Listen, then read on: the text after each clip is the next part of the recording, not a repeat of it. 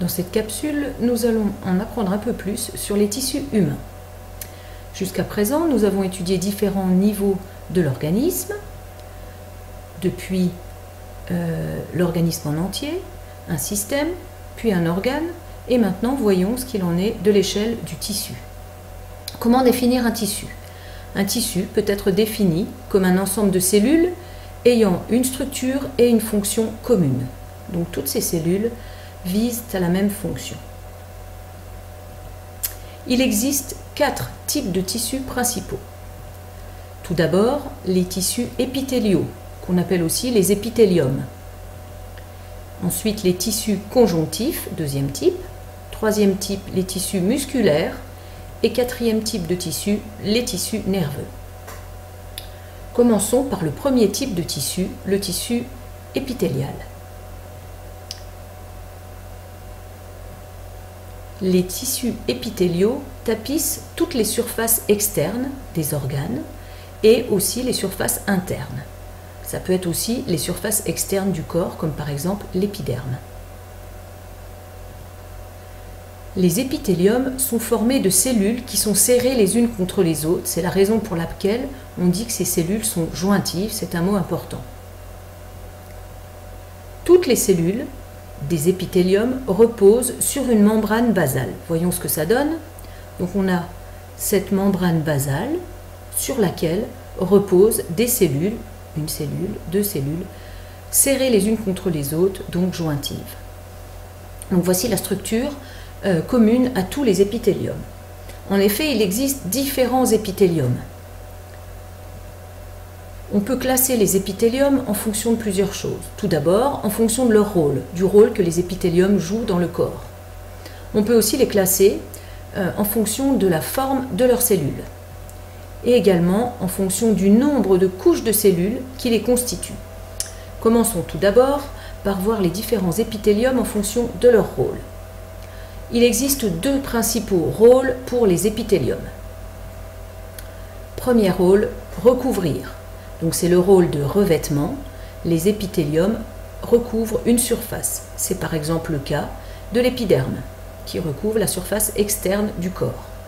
Deuxième rôle, un rôle glandulaire. L'épithélium joue le rôle d'une glande, c'est-à-dire qu'il est capable de produire des substances. C'est le cas par exemple de l'épithélium intestinal, l'épithélium qui recouvre l'intérieur de l'intestin. Voyons maintenant les différents épithéliums que l'on peut classer en fonction de la forme de leurs cellules. Tout d'abord, si les cellules qui constituent les épithéliums sont plates, on parle de cellules pavimenteuses comme des pavés. C'est la première possibilité, le premier grand type d'épithélium. C'est par exemple le cas de l'épithélium qui recouvre les poumons. Deuxième type, les cellules peuvent être cubiques. Et troisième possibilité, les cellules peuvent être cylindriques. Alors les cellules cubiques, c'est par exemple le cas dans le rein.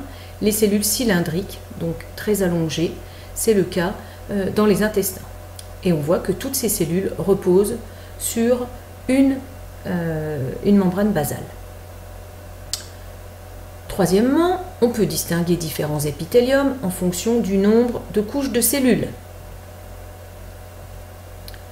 Alors, ici un épithélium, ici. Donc c'est une coupe transversale dans un épithélium qui recouvre l'intérieur d'un tube. Et on voit qu'ici, on a une seule couche de cellules. On parle d'un épithélium simple.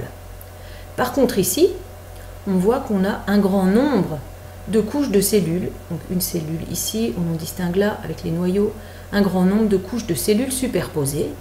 On va parler d'un épithélium stratifié. Les strates, ce sont les différentes couches de cellules.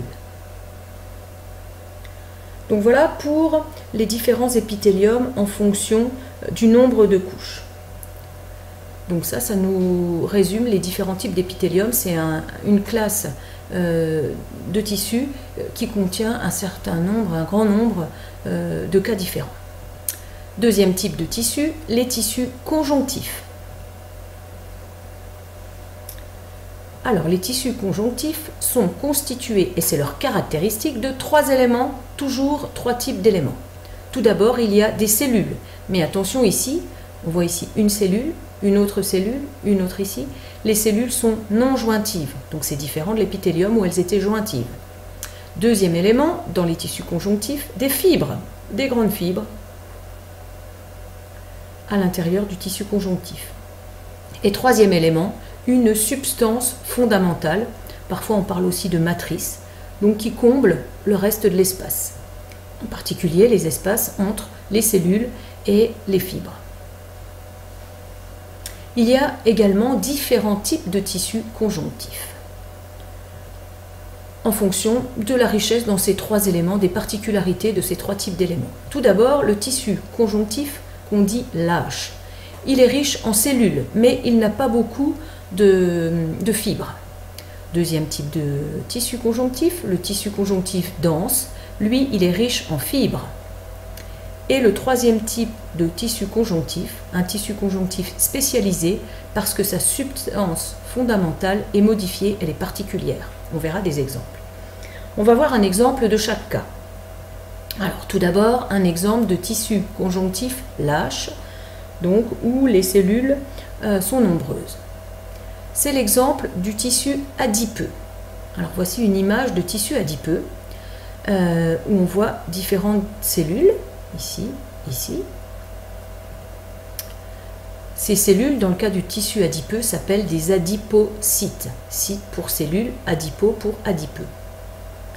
On remarque ici le noyau, là, et puis différents organites, on voit plutôt des points, qui sont repoussés tout au bord de la cellule, pour une raison simple, c'est qu'on a à l'intérieur une grosse vésicule, une grosse gouttelette, qui est en fait une gouttelette de graisse.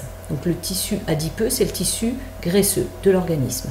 Donc voici une cellule avec cette grosse gouttelette de graisse et le reste des organites sur le côté. Donc ça, c'est le tissu, un tissu conjonctif lâche, le tissu adipeux. Deuxième type de tissu conjonctif, ah oui, j'ai oublié de dire que le tissu conjonctif adipeux est un tissu de réserve. C'est sa fonction. Deuxième type de tissu conjonctif, le tissu conjonctif dense. C'est l'exemple du tissu qui constitue les tendons. Alors, on remarque ici beaucoup de fibres allongées, des bandes de fibres. Ces fibres sont du collagène, mais on a aussi des parties plus foncées qui sont en fait les noyaux des cellules qui constituent les tendons, qui s'appellent des fibroblastes. Ce tissu, qui est donc dense parce qu'il est riche en fibres, c'est un tissu qui a une fonction de résistance. Donc en fonction de ses caractéristiques, chaque tissu va avoir un rôle particulier. Pour les tendons, c'est un tissu de résistance. Troisième type de tissu, alors on passe maintenant à des tissus conjonctifs pour lesquels on a la substance fondamentale qui est modifiée. Premier exemple, la substance fondamentale est dure. C'est l'exemple du tissu osseux. Donc voici une image de tissu osseux observé au microscope. Dans le tissu osseux, il y a une organisation particulière, ce sont une organisation concentrique, donc des cercles l'un autour de l'autre. On appelle ça le système de Havers. Donc on le voit ici, puis ici sur une vue un peu plus grossie, avec un canal central dans lequel circule du sang. Donc, où sont les cellules? Où est la substance fondamentale? Les cellules, elles sont ici, ou plus exactement ici, on voit la cellule. La cellule osseuse s'appelle également un ostéocyte. Et la substance fondamentale, c'est elle qui comble tout le reste des espaces autour des cellules. Et c'est une substance fondamentale dure, riche en calcium notamment, et c'est la raison pour laquelle c'est un tissu conjonctif à substance fondamentale modifiée dure. Ce tissu conjonctif a un rôle de soutien. Quatrième type de tissu conjonctif, cette fois-ci, la substance fondamentale est liquide. C'est le tissu sanguin. Alors, une image de sang observée au microscope où on voit des cellules, globules rouges. cellules, morceaux de cellules, les plaquettes, et globules blancs, d'autres types de cellules. Et le plasma, qui est en fait le liquide dans lequel baignent ces cellules. Donc le tissu sanguin, le sang est bien un tissu. Le rôle de ce tissu est de transporter. Grâce à sa substance fondamentale liquide, il peut se déplacer et donc c'est un tissu de transport. Voilà pour les tissus conjonctifs. Passons maintenant au troisième type de tissu, le tissu musculaire.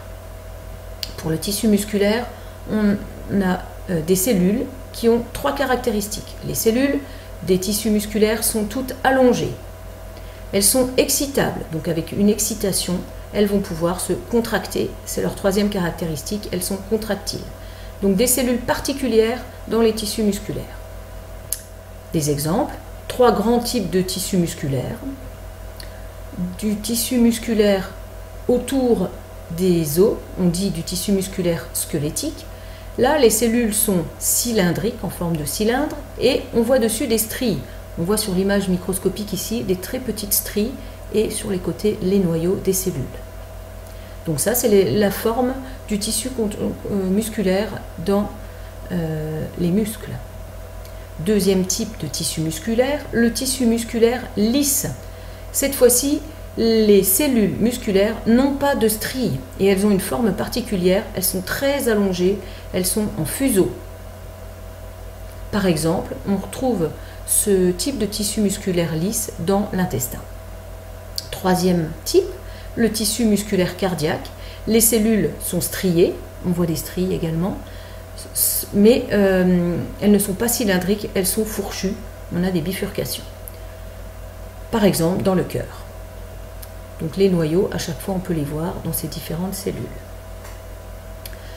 Le tissu musculaire a une fonction particulière, c'est un tissu qui permet le mouvement grâce à l'aspect contractile de ces cellules. Dernier type de tissu, le tissu nerveux. Alors, le tissu nerveux, c'est un tissu très complexe qui est principalement composé de deux types de cellules. Les neurones, qui sont des cellules avec des grands prolongements, donc on voit ici un neurone avec ses grands prolongements ici, qu'on peut revoir ici dans une image en 3 dimensions. Et puis deuxième type de cellules, des cellules gliales, qui vont être des cellules nourricières pour les neurones. Le tissu nerveux a un rôle de communication. Elle permet la communication entre différents organes du corps. Voilà, donc on a vu les 4 types de tissus. Que faut-il retenir de l'ensemble de cette capsule? Il faut être capable de nommer les 4 types de tissus et puis il faut reprendre tous les critères qui permettent d'identifier chaque type de tissu qu'on a pu nommer dans cette capsule.